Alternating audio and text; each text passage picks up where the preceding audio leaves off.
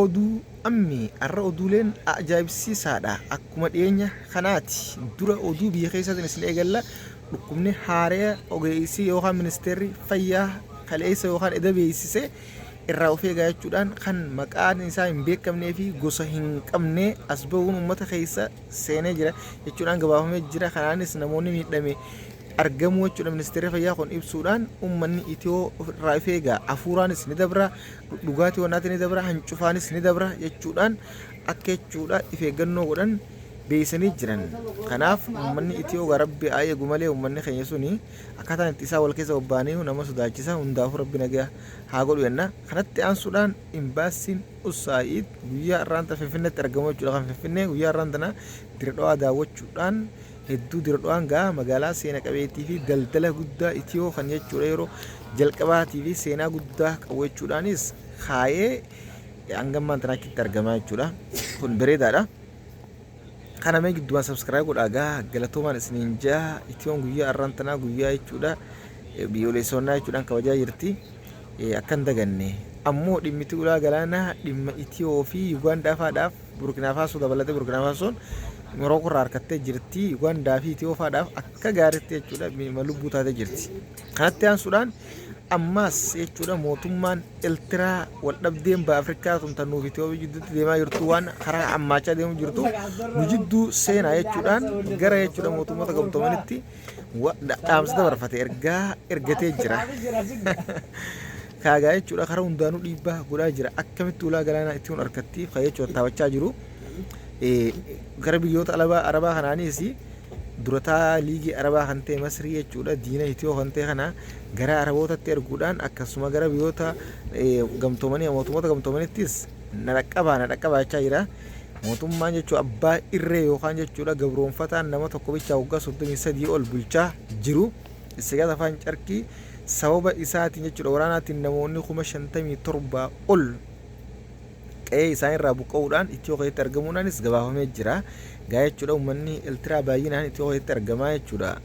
Haallichi kun barii uummata kana uummata isaaniitis waa likkitti hin jiru darraatuma jira. Kana namoota inumaa barinni umrii xixiqqoodhaas hunda umrii 18 olii karaa jechuudha waraana yaasaa miti akkasumatti uummata darraa jira.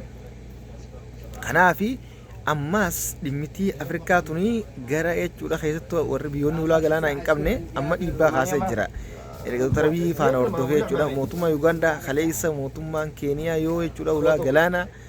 nu jechuudha banuu baatee Keeniyaa wajji waliin bu'uun kiyya in oolu jalqaba kan lolu itti wajji waliin bu'an jechuudha mootummaa Ugaandaa dubbate. Kanaanis jechuudha mootummaan Keeniyaa irraan tana deebisaa laateen xiqqaattullee walii galteen rageewu jiraachuun mala jechuudhaanis dubbateetii jira jechuudha. Akkana laal biitti ulaa galaanaa dhiyoo jirtu warra ulaa galaanaa irraa fagoo jiruuf laachuudha qaban diduun qaba yoo didan ammoo tun dhukkuba sammuu jechuudhaan kaleessa aariidhaan dubbatee jira. Mootummaa Ugaandaa har'ammoo mootummaan Keeniyaa jechuudha haaluma gaariini jechuudha waliigaltee raga'uunis ni malaa xiqqaattullee jechuudhaan akka xiqqoo qooduu deemuuf yaada jiruuf keessatti kaasaa jira fakkaata. Kanaaf waan gaariidha laala kanatti olii qooduun baay'ee nama gammachiisa jenna. Kana jechuudha garuu akka inni aariin jeessanii aariin hin deebineef irra sammuu qaba. Kanatti aansuudhaan mootummaan Soomaaliyaa farmajoon kan saahiba Dooktar Abiyyi ta'e guyyaa irraantanaa Maqdishoo galuudhaan uummataanis simannaan taasifamee jira sesseeqaa gaa jechuudha filannoo irrattis ni hirmaataas jaamee jira yoo filannoo kana kan injifatu ta'e ammaasis jechuudha Itiyoon ulaa galaanaa biraan harkatti jechuudha duraanis waliigaltee irra eegama geeni osoo hojiitti ni hiikamin jechuudha Soomaaliin darbite waan ta'eef garuu haa ta'u ammoo Soomaalonni kun jechuudha ulaa galaanaa Itiyoodhaa laachuu kan irraa qaban hin fakkaatu laffaatii gaa itti jiran. Kanatti aansuudhaan gara jechuudha suuyutti isin dabarsina dhukkuba haariyaa waa'ee isin gabaabnee jirra galatoomaa subscribe godhaan nuti jabeessaa isin jenna galatoomaadha. Suudiin hospitaala keessatti jechuudha ogeeyyii jajjaboo guyyaa irraantanaa jalqaba jechuudha ispeeshaalistiidhaan warra eebbifame argamsiiftee jirti. Kanaanis jechuudha ijoollee lama daa'imman walitti jechuudha maxxanuu waliin dhalatan addaan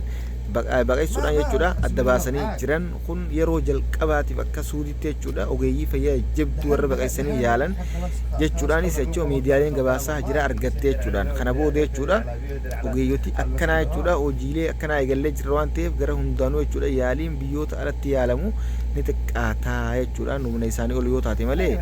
akka jechuudha akkas taate beeksaniiti jiran waaw waan nama gammachiisu kanatti aansuudhaan suudii qaxar dabalatee biyyoonni jiddugalaa kuni sababa roobaatiin rooba dhabuudhaan guyyaa har'aan tara salaata istisqaa salaatuun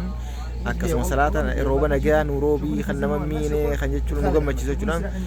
salaata istisqaa salaatanii hooggantoota fi hawaasa ulamaa'ota dabalatee hawaasni biyyattii guutuun salaataadhaan du'aa godhatanii jiran kanaaf rabbi roobuu jenna kanaas du'aa godhaa fi kanatti aansuudhaani gara Iiraan isin dabarsine Iiraan misaa'iloota gurguddaa ajaa'ibsiisaa fi xiyyaarota akka viituu fakkaatan kan dhiyeenyuma jechuudha erga walii lola jechuudha Israa'el injifatteen booda oomishtee as baasuudhaan guyyaa irraan tan agarsiiste kun ajandaa miidiyaa addunyaa TV xiinxaltoota addunyaa ta'eeti jira ammaas itti dabaluun lola fuuldura Israa'el wajjin gaggeessu deemnu kana kan Israa'el jechuudha nutti as dhiibaa jiran kana wajjin nutti as dhiibaa jiran kanarratti bakka takkatti misaa'ila 2,000 ol harcaasuu dandeenya irratti roobsuu dandeenya jechuudhaan beeksifteetti jirti akkana laa dhiirti jabaatteeti biyya ifii kabachiifti jechuudha dhugatti ani Iiraan waan namatti muutu waan isii immoo daqiiqaa takka jechuudha suuwan dakka kanatti chilaattee taaku takkan dabarsitu jechuudha kennitu kanaaf if kabachiifti waa ani Iiraan tun dhugaan ummata akkan halkanii guyyaa hojjechuudha qaba ummanni keenyas amma gama hidhannoonis ta'ee gama jechuudha artificial intelligenceis ta'ee gama misaa'ila waan adda addaatti jechuudha barnoota irratti xiyyeeffatee hidhannoo irratti xiyyeeffatee akka gaarii jabaachuudha qaba keessattuu ummanni Oromoo sabaa sablammoota Itiyoo bal'aa san keessatti jechuudha yeroo hunda roorrifamuu miidhamuu gabroomuun nugiyaa jechuudha jaarraa deemu tokkoffaa kana keessattis dukkana keessatti wallaalummaadhaan burjaajoon nugiyaa jechuudha kana Iiraan kanarraa fakkeenya guddaa fudhadhaa Iiraan warra harkata addunyaa tanaa fi biyyoota giddugalaa akka biyya addunyaa kamuuf jechuudha harkan kanneen misaa'ila isii jechuudha gurarra kaanis kaa'uu baatanis ifii jechuudha if kabachiifnaan ifiin boontee jiraatti akkana kanatti aansuudhaan oolmaa gaazaa guyyaa irraan tanaa oolmeenni gaazaa haala bareedarra jira waliigalteen akkuma itti fufetti jira wal jijjiirraan ammaas itti fufeeti jira guyyaa irraan tanaa Haamaas jechuudha hidhattoonni Haamaas fannoo diimaa waliin ta'uun ummata jechuudha harka Israa'el kan harka isaanii jiru dabarsitee kanniteeti jirti makiinaa jechuudha fannoo diimaa yaabbachuudhaan waliin ta'uudhaan waaw hedduu nama gammachiisa gaazaan haala gaarii fi haala boonsarraatti argamti jechuudha kana mee jidduudhaan subscribe godhaa galatoomaadha kanatti aansuudhaan Suudaan lola Suudaan alfaashir keessatti deemaa jiru irratti jechuudha akka jechuudha mariin taa'amuu deemu gabaafamee jira gama jechuudha Maamad Abdaan Dagaloo faadhaanis garee jechuudha loltoota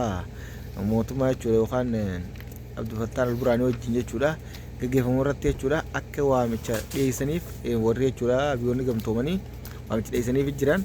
kanaaf gaalollee inshaallah rabbi haa dhaabu kanaas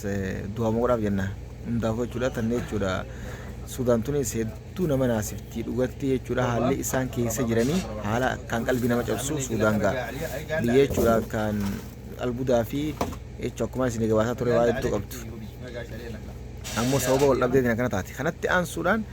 imbaasiin Usaayitaan Finfinneetti argamu guyyaa irraan tanaa Dirdhawaa daawwachuudhaan Dirdhawaan iddoo seena qabeettii fi magaalaa daldala jalqaba maastii jechuudhaan kaa'uudhaan daawwanna irratti argama kanaanis jechuudha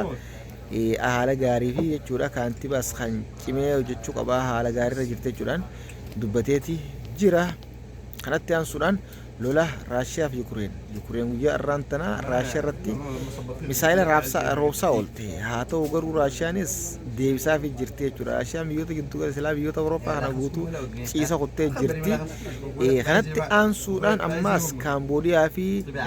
Fiinlaandii keessatti jechuudha lolli biyyoota lamaan kanaatis akka gaariitti fufaa jira kanaaf ammoo waamicha Tiraamp dhiyeessanii jiran ati nageenya buusaadha waan ta'eef nageenya buusii biyyoota lamaan kana walitti araarsachuudhaan jechuudha xiinxaltoonni kaasaa jira immoo jechuudha akka barreessan jechuudha Usaayid Roobiyoon gabaasetti jechuudha Tiraamp jidduu seenuu in oolu yaada juus qabateeti jira kanaaf